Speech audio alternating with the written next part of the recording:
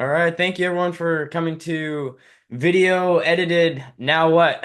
Video Content Strategy. So thanks for joining us here on a Thursday, February 20th, 2025. My name is Brian Cargill and my company is Tactus Media.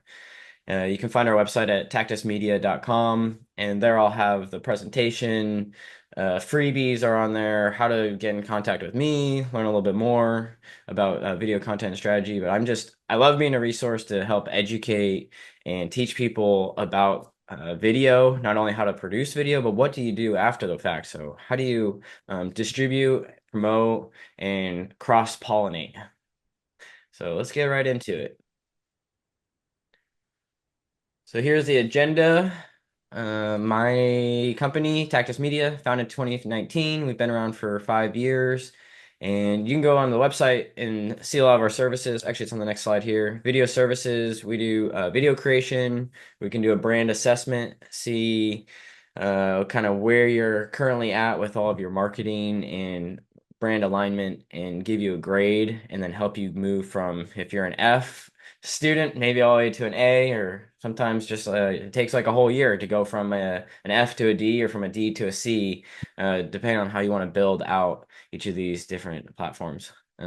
Video content strategy, that's what we'll be talking about a lot today. Graphic design and motion, as well as imagery, which is can be like photography or sometimes in the abstract. A lot of that we find out in that initial consultation.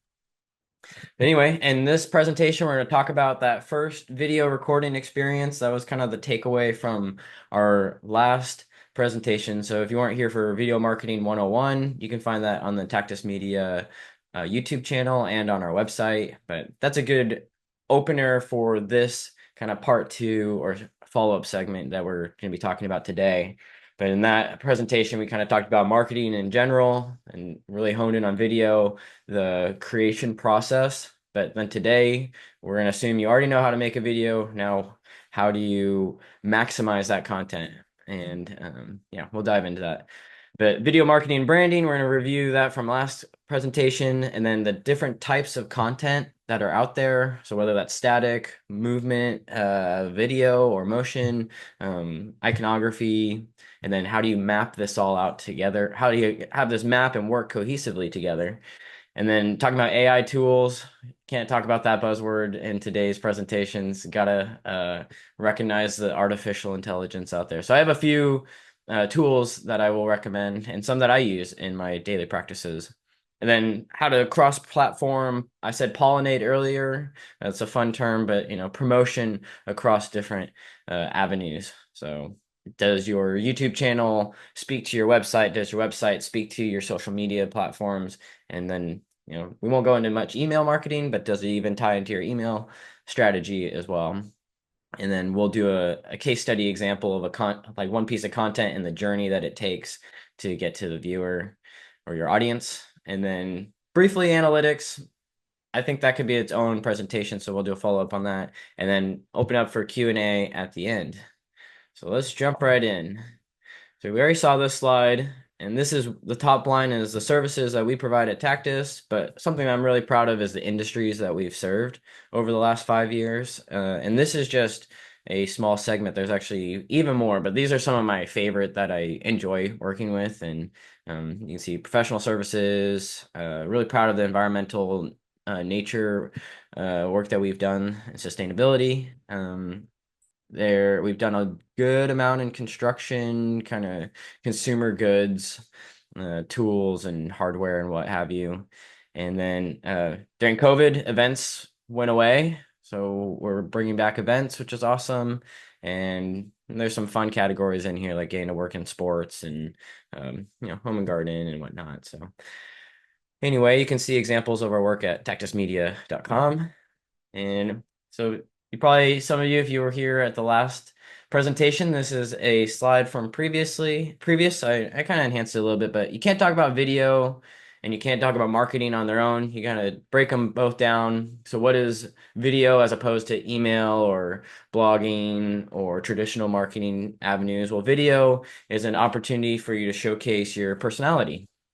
You're able to show your emotion. People connect when they hear another human being talking. So you see them on camera and you get to understand someone's cadence. What is their flow, how they speak? Do they sound friendly? Do they sound knowledgeable? These are all things that can be conveyed in video. Uh, and mainly when I'm talking, I think a lot of this presentation, it's not so much high level commercial work or like deep dive explainers. It's more, hey, maybe you've made that first video, which is the about you, which is, hey, this is my name and title. This is what I am passionate about. And then you have a follow up with, maybe some personality, which is what are the things that you do outside of your job. And people that resonates with people. People like to buy from people and people that they trust. And you're able to convey all of that in video. What I enjoy about video is it's passive education. You don't have to be able to read to be able to watch a video. You press the play button. Some people grab popcorn, maybe lean back in your chair, and you let that 1 minute, 5 minute, 10-minute video play, and you get to just passively gain all that knowledge. And that's something I remind a lot of my clients is video is long tail. And so you're not going to publish a video on your brand new YouTube channel. It's just going to like take off. Uh, it could if you went through the right channels and you really put some forethought and there is a little bit of luck involved with a lot of this, but I like to think of things as you're going to build it today. You're building the future today. And so you put out a video and give it some time, give it 2, 3 years to finally accumulate and start to develop. But video is just one component of a greater tool set that you'll need. And also I'll be talking about how video plugs into those different avenues.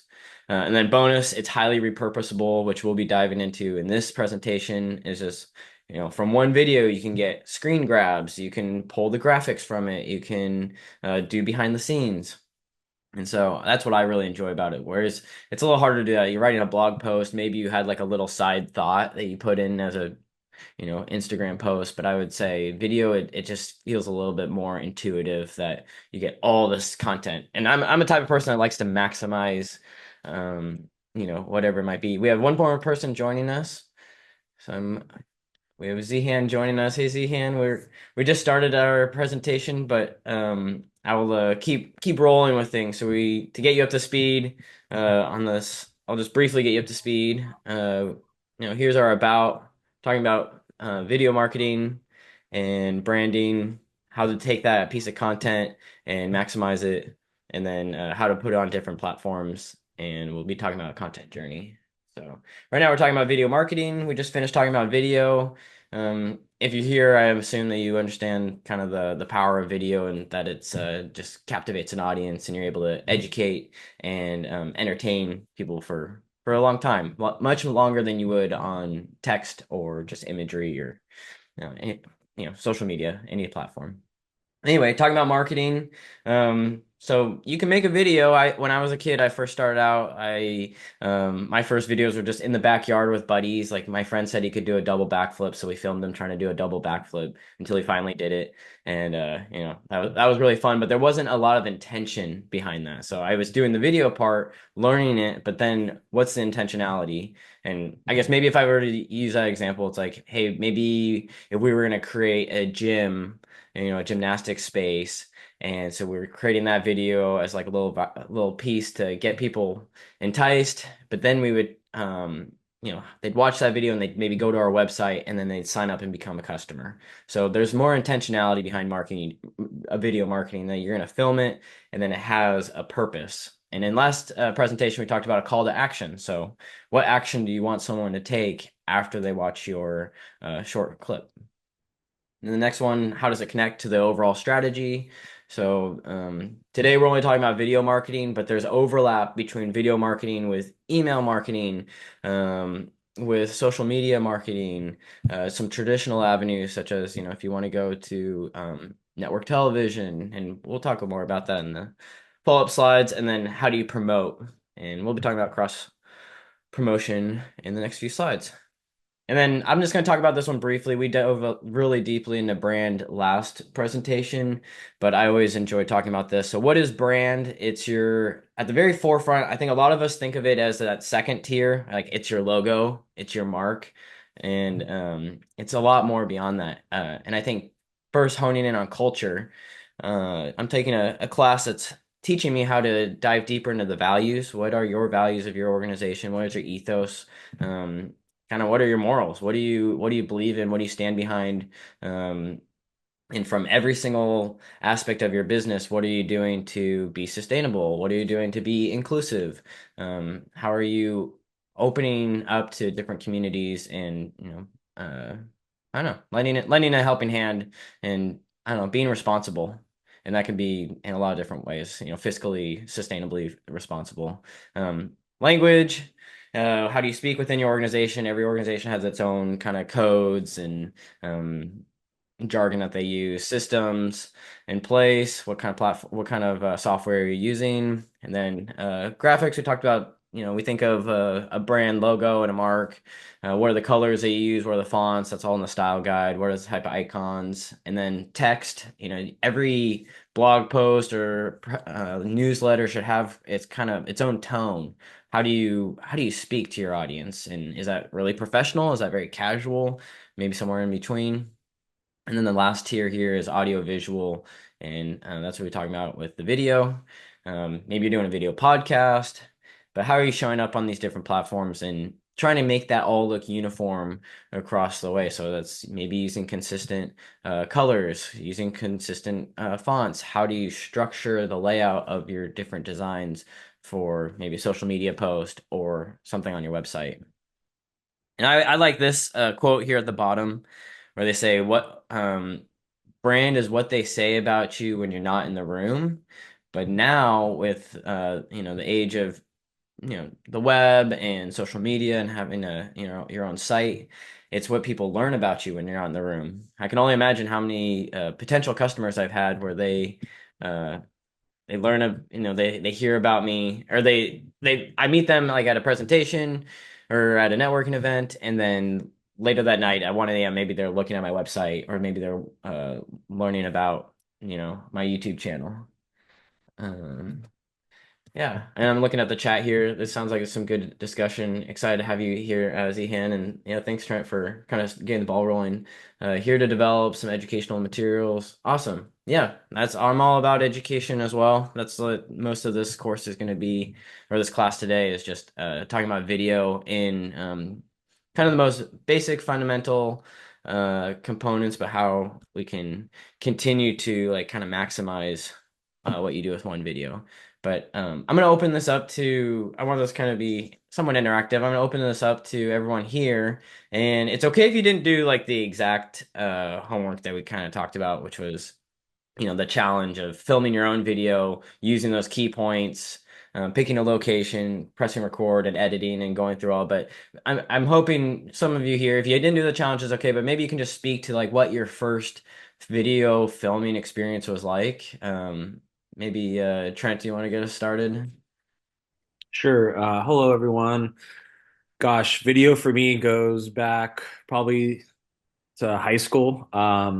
I think YouTube was kind of kicking off maybe in middle school and whatnot, and I think that's what really drove the power of video.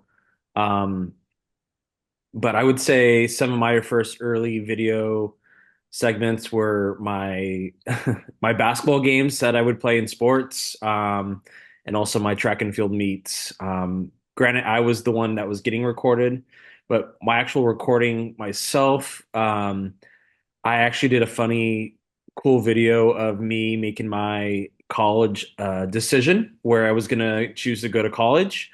I had five different T-shirts of five different choices, and I made my big reveal. I think at the end of the day, Zihan, it's and Brian, it's being your genuine self, but also, finding trends, right? That was kind of a common trend was to do the big college reveal and then finding a creative way of telling that story, right? And so having those five t-shirts out there and picking out the University of Oregon and putting that on was one of my first video experiences. Yeah, that's awesome. And then, yeah, maybe I could ask you couple of questions. Where did the idea come from? That's always interesting. And then the second question is like, what was that experience like? Was it did it take more time than you thought it would to like record it? Was it like kind of cumbersome setting up the camera, lighting where you want every, and then you can kind of go into this like perfection mindset of like you want everything to look really good. But yeah, those are my two questions. Like, because where an idea comes from is always really fascinating to me.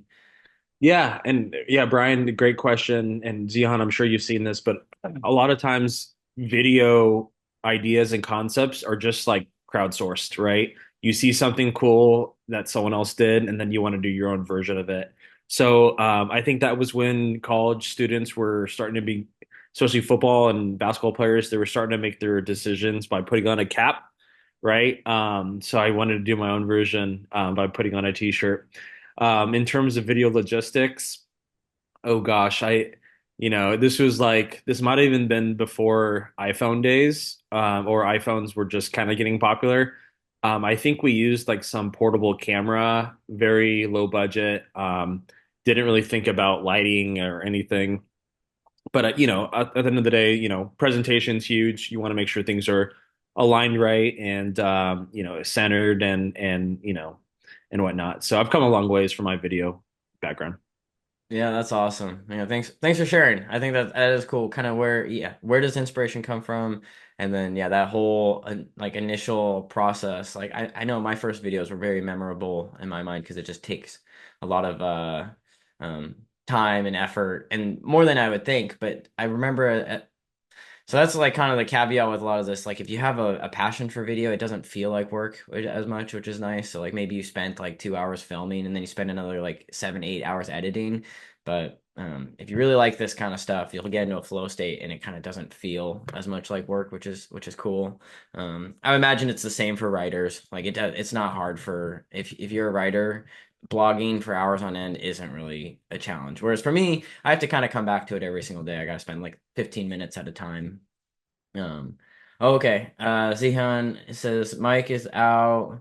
Yeah, it's okay. Yeah, we'll have a recording of the Zihan, so I'll send that out to everyone after the meeting. But yeah, thanks for joining us from Sri Lanka. That's awesome. I think you're our first international student outside of the U.S. So well, I'm glad to have you here. Yeah, the slides will be available. I'll put it on the Tactus Media website. So that's Tactus media media.com, and I'll put that at the end, and there'll be some QR codes throughout this presentation. But yeah, the video recording process, there's a lot to it. I would say I kind of broke it down here at the bottom into those three components. Um, key I would say having your key points. A lot of people want to like write out a script word for word, but I think that can kind of bog down the whole process. I work with a one client where they just peek off the top of their head. So like we're filming something, they know what they want to film, but they don't really have the points in mind, but they're so knowledgeable. So like, for example, talking about I'm using a microphone here. They could just talk about, and I could probably do the same thing, talk about the microphone, like how does audio get into the microphone? What are the features? What are the benefits, et cetera, et cetera. So, anyway, having a location where you're gonna film, that can be a big hang up for a lot of people. And then recording. And then if I had to add a fourth one to this, I would write, have a timeline. Give yourself kind of a date. Say, hey, this is the day that I am filming, and that'll help keep you accountable. So you film that day, and you don't even have to edit the same day, but just recording. And I would say the biggest thing with a lot of this is yeah, work on it in segments. So keep yourself accountable, and then I was going to say you can build upon it. So maybe you film that first video. That's not the end all be all videos. I think a lot of the clients I work with, and I'll just change to the next slide here, but a lot of the clients that I work with, they get really hung up that this one video needs to be perfect. And it's like, no, that's just like your first tier, that's your first level, and then you can eventually make a better video in a couple years, when maybe your business has even changed, which happens quite frequently.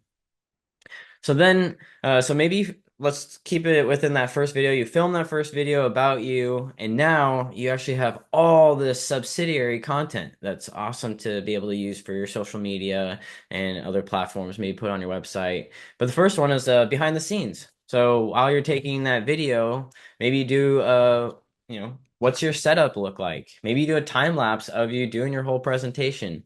These are ways to kind of really I think I'm going to be reiterating a lot throughout this presentation that I'm a maximizer. So like, how do you get the most out of this? Maybe you took some bloopers. Like that's a fun thing to take as well. It's just like all the outtakes and the bloopers make you look more human. Seeing this polished video, it's like it's great, but if people see you stumbling on your words or messing up, it makes you more authentic. And then still in that footage avenue, pulling 30-second clips. So maybe your about video was 2 minutes. It took you 2 minutes to say your name, title, what you're passionate about, why you do what you do, and then maybe what your personal life, and then how people get in contact with you. But I find that from every, if it's 2 minutes, that'd be four 30-second clips that you could pull from it, which is that's four pieces of content. The next one. Let's go down below to images. So then from that same video, you could pull screenshots. Maybe there was a time when you were smiling, or maybe you made a silly face. Maybe, I don't know, your dog walked through the frame. So you can take all of those screenshots and make that into content as well. And we'll be kind of talking about a content journey here on the in the next few slides. But yeah, this is just like an overview of all the different types of content. And then from that video, maybe make a thumbnail. And that thumbnail can then be cropped to a square, and that could be put on your social media. You could turn the thumbnail into a banner. That could go as like your YouTube banner, or for example with this presentation, I use the same banner for the video that I use for the presentation, the same image. And then audio.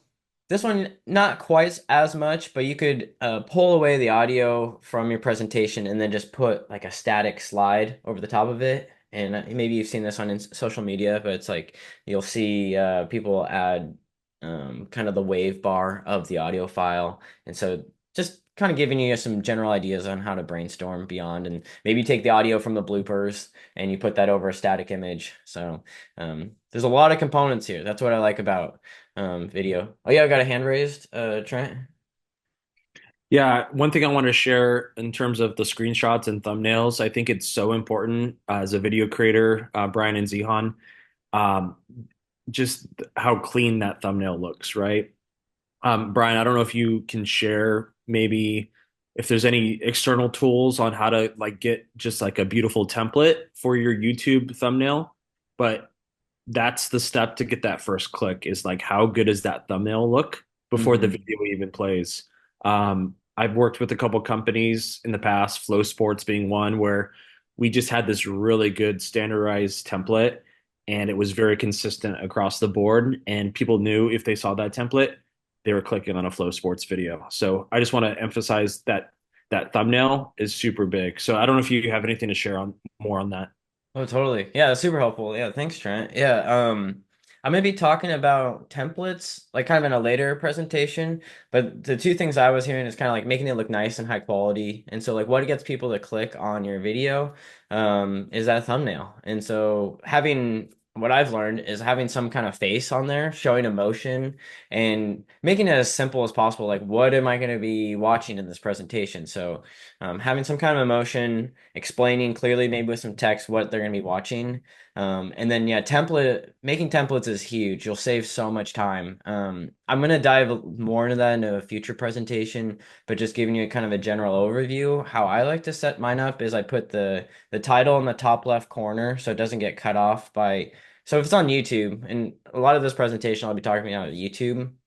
YouTube will put the timestamp in the bottom right corner. So anything you put in the bottom right corner will get hidden behind that timestamp. And then they put their YouTube logo, I think, on the other side. And so you kind of work around what are the little things that YouTube already has baked in there. But yeah, having some kind of template that you can repeat, especially if you're doing, I did a video podcast and I made it to 80 episodes. And by like the fifth episode, I'm like, these all need to kind of have a standard look and style to them. Like you were saying, Trent, it's like, that this is a flow sports. So you're clicking into it and you kind of know what you're signing up for right away. And it has like a polished look or a uniform look. I hate to use the term polished too much because there is this like fine line between you're starting to just look like this glossy thing. You kind of want to give it some personality. Um, but yeah, if you can start to get all your thumbnails looking uniformed, whether that's kind of like what we talked about on the other slide, just having your brand. So does it have similar color scheme? Does the font, is it all kind of the same thickness, and do you stack your font or is it all in one line? Those are all really important. But yeah, you're getting the gears turning because I think I'll dive deeper into that in the template. I think that's presentation in a couple months. I don't have it off the top of my head, but in a couple months we're going to be talking about content maximization and how to um, create templates to streamline all of this because it is a lot. It's a lot of heavy lifting. Once you get the heavy lifting done, you kind of have the system in place and you can repeat, rinse, wash, and repeat. But it takes a little bit of time. So the next slide here, graphics. So from the one video, you can maybe you have a slide where your title card. So we'll start with the title part. So in the bottom corner, you have like your name, title, and maybe you're smiling. That can be its own piece of content as well. Any iconography, so maybe you have like little gears turning, you have a hammer or something. You can pull all those icons and make its own slide on Instagram or LinkedIn. And then intro, outro. This is kind of talking about that uniformity. So I'm sure that even with that Flow Sports, it's like right when you clicked, it probably played like a 5 second intro of maybe an animation or maybe just a static slide. And then you're like, okay, this is what I'm watching. And we see this with movies all the time. You know, you watch the movie and it usually has like, hey, don't copyright. Then it has like made by so and so. You got, Time Warner or whatever intro. And then that builds up this anticipation that oh, I'm watching like a really well-made film here. It's not just amateur. And then the next one, mid rolls. Or I guess I said intro, and then there's outro, which is also complements that as well. And then make sure in your outro you have a call to action. Little side hint there. And then mid rolls, midway through, maybe you talk about a product or um, a way that someone can connect with you. Like, let's just keep using that about video. Maybe during your about video, you're like, I'd love to connect with you anytime. And right when you say that, I'd love to connect, on the screen comes up with a scheduler. How can someone actually contact you? All right, so this isn't as in depth as I would like, but I just very quickly threw this in here. But this is how you would track it all. So I've done a couple presentations. Actually, yeah. So here, this is great news. April 24th, we'll be doing the brand infusions templates guides, and I'll use what we're learning here and build upon in that presentation. But here's kind of how I would break it down. So using that first, you can see I have it organized by what is the event, what date is it happening, and then in the description, these are all the copy, all the text that I use. And it's nice to have a spreadsheet like this. It can get overwhelming. I don't 100% rely on it. Sometimes I go on, based on what I know has been accomplished.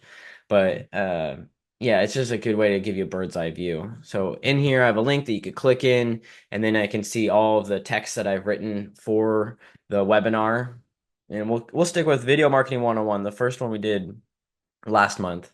And then I created the Eventbrite link. So once you have all the copy, you can create the Eventbrite link, and then you can create a Zoom link. How do people tune in to be able to watch your presentation? And then having that banner, having some kind of visual for people to what we talked about, having a thumbnail. If there's no banner, no thumbnail, people may not be as likely to click on it.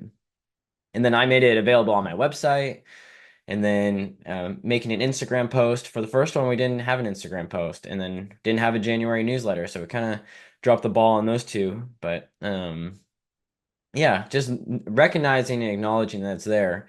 And then maybe some other buckets I would have added if I had a little more time was putting it on the YouTube channel, taking the webinar and maybe pulling screen grabs, making little micro content. So those would be other columns. So you can customize and create the columns, and there's ones even beyond what I've said, like maybe TikTok, Snapchat. You can continue to build out whatever platforms make the most sense to you. But the very fundamental, these were the buckets that I wanted to hit with these webinar series that I've been doing.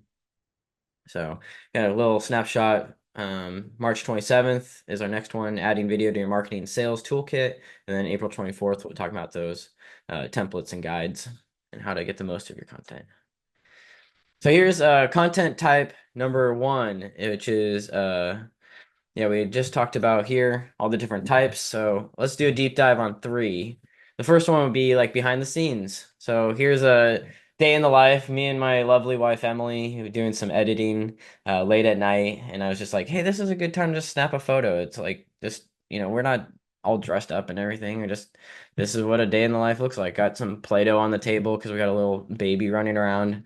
So it's just kind of trying to be authentic and raw. And I even have to remind myself too. It's like, hey, uh, even though it doesn't feel like much is happening, you're just at your desk, getting a photo at your desk, or this, like we talked about, a setup when you're filming, or maybe you're out on a walk or out at coffee. Like these are all just little ways to, there's content all around us to be able to be captured. And really good quote. I'm sure a lot of the people here, you're marketing professionals, but Gary Vaynerchuk, he talks about document, don't create. So whatever you're already doing, just document that process versus having to like, oh, I'm scheduling out that I'm going to go, create something on a whatever specific day. It's like maybe you're already doing a lot of stuff that just could be captured.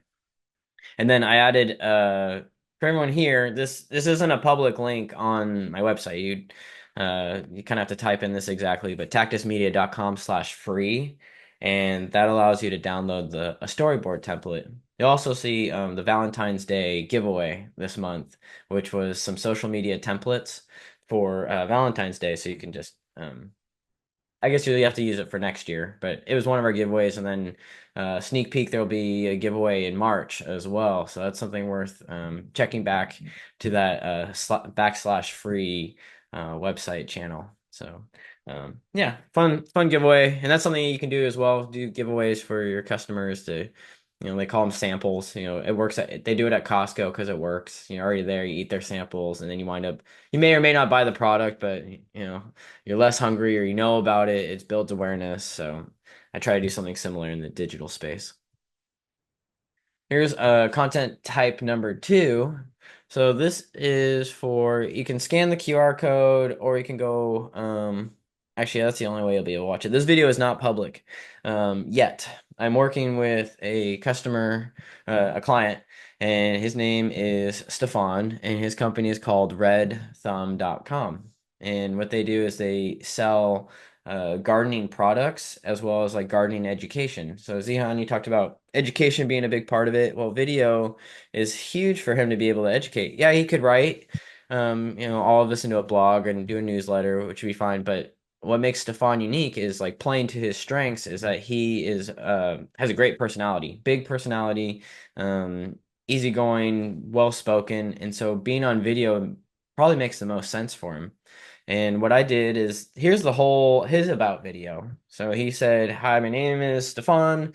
This is my company. This is why I'm passionate about it." And then a call to action for people to take. So the first two slides on the left, that's his intro. Let's garden neighbor. And then there's his website. Even though most people aren't going to be clicking on his website right away, it's just kind of reinforcing that he does have a site, and that's how you can reach him.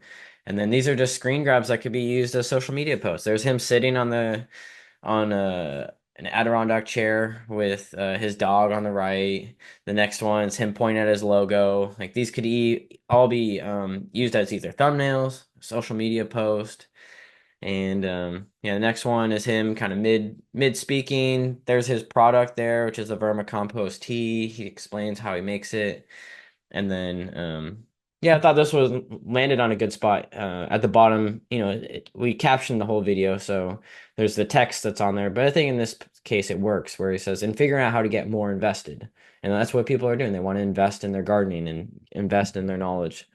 So kind of a fun thing. And then having his dog in there, just like I've been saying, it showcases personality. You're smiling, some kind of emotion. And then there at the end, just one more piece of content was like, where can people go? So these either could be individual posts on social media, or three of them maybe could go together, five of them could go together where people swipe along, and these images tell a story of their own. So yeah, I was able to pull all these screen grabs from a 45-second clip.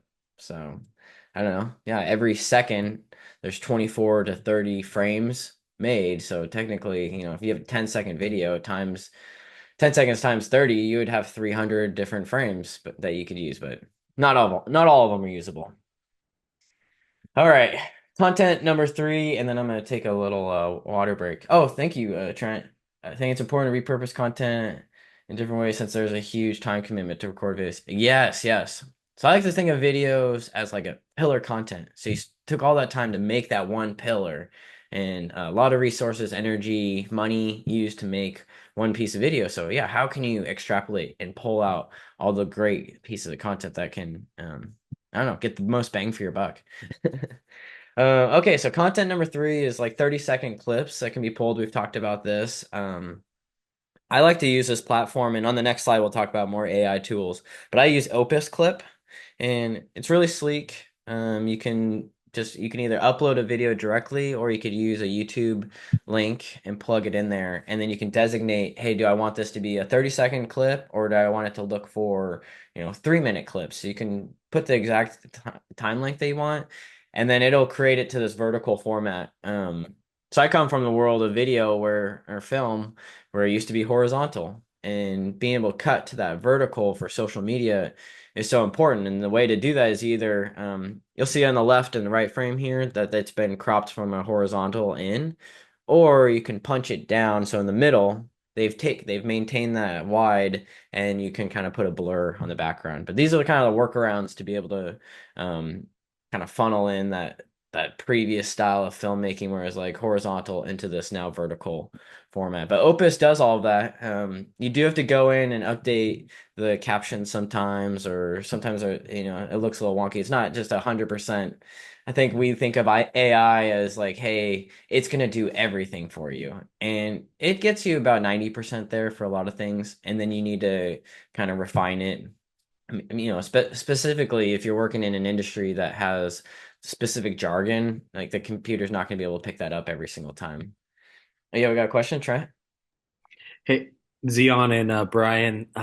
So I'm happy you're bringing this up because I think Instagram, another great video platform tool, has a new update where they will actually automatically adjust the horizontal versus vertical when Hmm. you put up your video on Instagram. Before, you used to not be able to, you would have to choose one or the other. Um, and if you have two types of content, Zion and Brian, a horizontal and a vertical, you can now post them both. And when you flip through the slideshow, it will show one or the other depending on, what that content is optimized in. So that was like a huge miss that Instagram, prevented you from doing. But as video marketers, it's nice to have the flexibility of being able to do both. Yeah, that's awesome. Yeah, they're becoming a video platform through and through. It's interesting how it started as like imagery. Used to be just like sunsets, people's food. Now it's becoming video, and more and more of a video platform. I think they're transitioning where, yeah, I think in the last presentation we talked about how it has tools for editing within that software. But that's awesome too that now, um, I like that Opus will do the cropping, but it's nice to know that you don't have to, that you can put in that native format, which if you just did in the horizontal. Um, and a lot of this stuff, it's all about testing. Like I think you're part creative, you're part artist, but then you're also part scientist. So like you create the thing, but then you got to analyze. I'd be curious, like maybe they can A/B test of like, are people watching more of the horizontal versus the vertical format on Instagram? But yeah, that's good to know. It's fascinating that that platform is evolving and keeping up with things, and especially for being free, they're always making updates. So here are the AI tools, just really basic ones. They all have, I want to say like a free version, and with their free usually comes with a caveat of maybe they put like a watermark on the video, or maybe they only let you edit up to like 5 or 10 minutes. But the one I like, Opus, and there's Filmora and Flicky. So those are three. I'll let you guys find those on your own. That's kind of its own, like each of these apps could have its own presentation explaining how to take that content through. But I want to just give everyone a snapshot of, you've made your video. Now what do we do with it? So with cross-platform promotion, that is how you achieve kind of that maximization. I feel like a lot of the clients I would work with, they made a video and they just wanted to either live on their website, or, hey, here's just a random YouTube video. But with these, it's having them all speak to each other. And so for me, I usually natively post to YouTube and then use that YouTube link and put it on my website. You can upload directly to your website, and there's pros and cons to that. I like the tracking within YouTube. It's very detailed, and I have that on kind of the final slide here talking about analytics. But then on your website, if you upload there, you know that it's never going to get taken down because it's your website. Um, YouTube has its own specifications, and you're living within their ecosystem. It's kind of like all of this stuff. If we already just recently saw how TikTok like went away for a whole day or half a day here in the U.S. and that's people's business. That's their livelihood. And so you hope that you also have it built on your own personal channel, but just at any time these could change. I've down in the bottom right corner platforms I'm not using. I've used them for personal use, but I just don't use them for my company. But even like Twitter, it changed from Twitter to X. It's like all of these could morph, and who knows? Spotify could be its own like community channel in 5 years. Maybe we're all on Spotify instead of Instagram, and they've figured out a way to make it engaging for people to be there. We just talked about Instagram, how it went from a photo to a video thing. Um, who knows? Maybe uh, Apple Podcast gets more into the video game. Uh, yeah. So here you can see where YouTube channel, put it on the website, and then the links there. And then you can also take that same YouTube channel and put it on Facebook, Instagram, LinkedIn. On these platforms, you're better uploading it natively. So like on LinkedIn, I think they have a cap on 10-minute videos last time I checked. And so like if you have this webinar, it's going to be probably about an hour, and uploading that, they wouldn't allow it. So I'd have to make a 10-minute version or something like that. But if I post it on YouTube, I could then post the YouTube link to the hour onto LinkedIn. And these are just the platforms I'm using. And, I take a lot of this as like inspiration, not the end all be all of marketing. But this is currently what I use and what I find to be of value. The next one's there is like kind of the podcast segment, and then to the right is Medium. That's where I post all my blogs, and I like Medium because as opposed to my own website, I guess I could build this function, but on Medium they have like a way for people to clap and like thumbs up, and you can see the interaction. So there are pros and cons of using these platforms out there. Keep in mind if they're free, you're usually the product, so they're using your data to, um, I don't know, make money. And then yeah, Snapchat, TikTok at the bottom, not using those ones just because if I had more time, money, and energy, I probably would continue to beef up all of these. But as it goes, I'm 5 years into doing marketing, and like doing this presentation has helped me realize, okay, how much am I actually doing, and how much, after 5 years, you think you would do all of them, but no, I picked some very specific platforms, and then doubled down my money on those ones to get the most out of them. So really quickly, I'm gonna do just another poll from you guys. Since just for the sake of time, I just want you to kind of do this on your own. But these are the three buckets: your website, maybe you have a YouTube channel or Vimeo somewhere that you're hosting video content, and then social media. So I would say rate yourself from like an F to an A. An F would be like if you don't even have the platform, you don't even have an account, don't even have any posts, that's an F. And then an A, and it probably would have been helpful for me to say what like a D, a C, and a B would be what those are. But an A in all these categories would be, on your website, you have many daily visitors. I think based on your industry, you got to be, cognizant of that, and especially your niche. I imagine Facebook, that's just a social platform. They got millions of visitors. But if you're selling something really specific, like a little widget, maybe having 10 visitors is fantastic. So you got to kind of customize that to yourself. But and then on social media or on YouTube, posting, this would be my dream goal, is posting once a week. And eventually we could get there. And a lot of that comes with the templates that we've been talking about. That's how you get to these places of being able to scale. And then that final one on social media, posting multiple times a week. I know some people, they have like a 100-day challenge, posting 100 pieces in one day.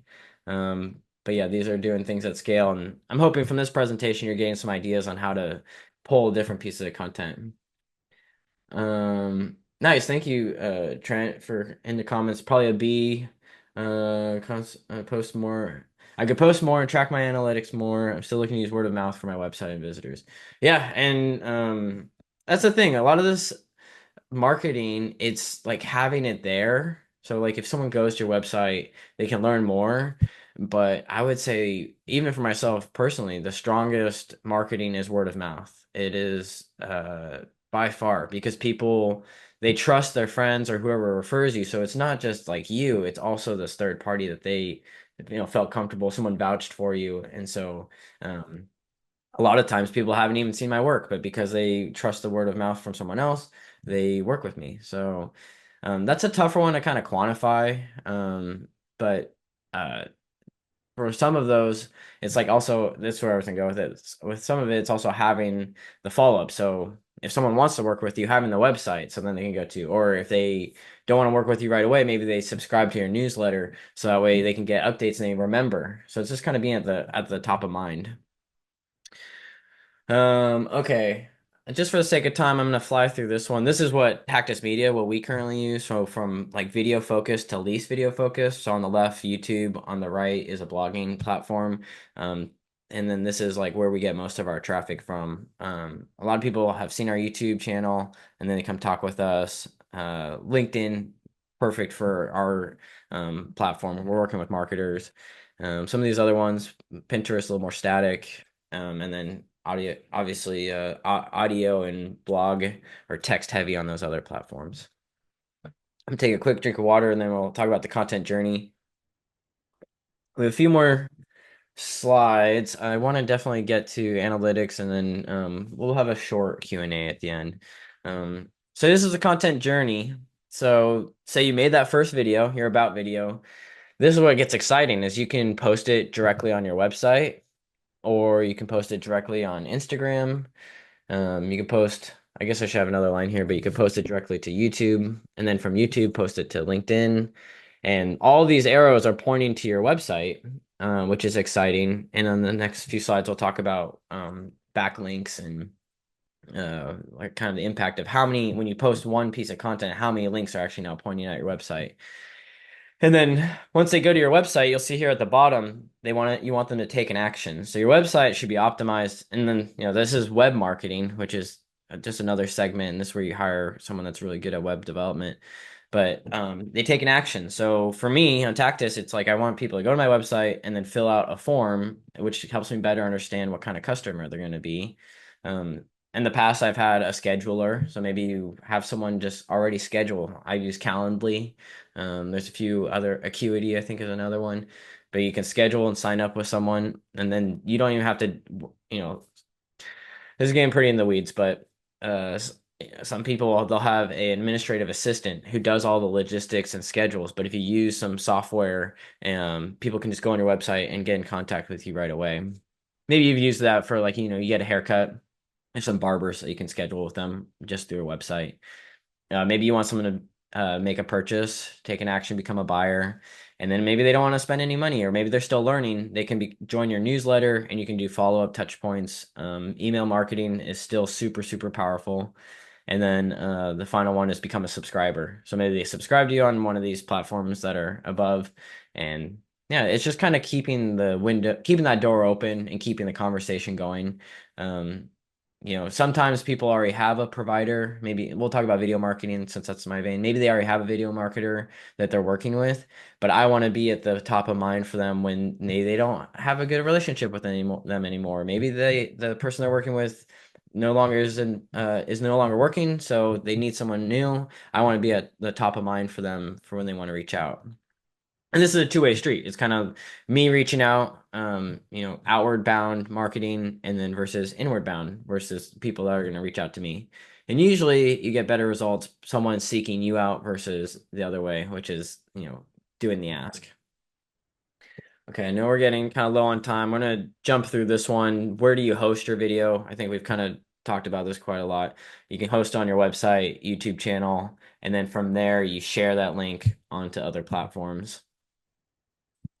This one is worth noting. Delivery, how does your video content get to them? So maybe they watch it on your website.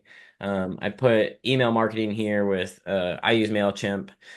You can plug your video within the newsletter to share it. And then another great platform is Linktree, which is like from a sky view, people can see, you can make all those links clickable. So it can be overwhelming for someone like, hey, where's your LinkedIn? Where's your Facebook? Where's your Instagram? Where's your podcast? On Linktree, you just have a really nice, clean look, and people can see all those links right there and click right into it. Has a QR code option. And then another delivery, kind of traditional, is network television. You pay for an advertising slot. Very, very expensive. It's become a lot more economical to create this content and then also get it distributed. So yeah, we'll talk more about budget at a future presentation too, just like what is the cost of all of this. So then if you want to do a calculation, you could take the number of videos you have on YouTube. We'll use YouTube as an example. And then within the description on your YouTube channel, how many links do you have pointing to different parts of your website or where you want people to go? So you can kind of get a general, an average. Maybe you made 10 videos and there's 3 links on each of those pointing to your website. That's 30 links now being sent to your website, which is significant. And I would recommend kind of getting as many links as you can pointing to your website from these different platforms. It's a little trickier on like Instagram. I think they can only allow you to do one link, and that's like if it's in your bio. If you try to put a link in your description, it won't be clickable. But the beauty of YouTube, it is clickable. Facebook, in the descriptions, it's usually clickable too. So it's just kind of be cognizant of whatever the platform is that you're using. This is from last presentation, and these slides will be available after the presentation too. But just kind of really quickly, if you want to boost all of these pieces of content that you've created, this is kind of what it would cost on a micro scale. Versus what I do, which is I'm trying to build something organic, and so I want someone to read a blog post. Maybe they get excited and they want to click a link within the blog post. They start to build up that relationship versus some of these paid advertisements, it's like a quick thing. Like you see a big uptake, but then the maintenance of it isn't quite as there. Whereas I want to build something slow that continues to maintain versus like, okay, if I have to keep paying into this to get it to keep feeding it, then that's not very sustainable. But it's also like a long game. So if someone's goal is to get something off the ground very quickly in a short amount of time, yes, paid ads are going to be probably your best bet. But if you have the luxury of building something on a longer scale, maybe a couple years scale, then you can do it at an organic pace.